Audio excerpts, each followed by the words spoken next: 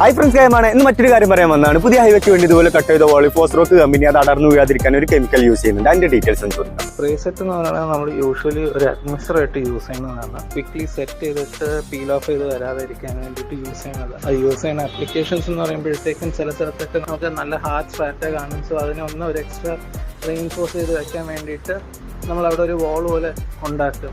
So ആ സ്ഥലത്ത് നമ്മൾ ഈ ഒരു അറ്റ്മോസ്ഫിയർ യൂസ് ചെയ്തിട്ട് നമ്മൾ അതിനെ സ്പ്രേ ചെയ്യുമ്പോഴത്തേക്കും ഫസ്റ്റ് ഒരു ലെയർ വെച്ചിട്ട് സെക്കൻഡ് ഒരു മെഷ് വെക്കും റീഇൻഫോഴ്സ്മെൻറ്റ് വെച്ചിട്ട്. ആൻഡ് തേർഡ് പിന്നെ അതിൻ്റെ മുകളിൽ ഒന്നും കൂടെ നമ്മൾ ഒരു ലെയറും കൂടെ ഇതിനെ സ്പ്രേ ചെയ്ത് വെക്കും. സംഗതി സെറ്റാ. മറക്കില്ല, ചാനൽ ഒന്ന് സബ്സ്ക്രൈബ് ചെയ്ത് വീഡിയോസിന് ഒന്ന് ലൈക്ക് തരണേ.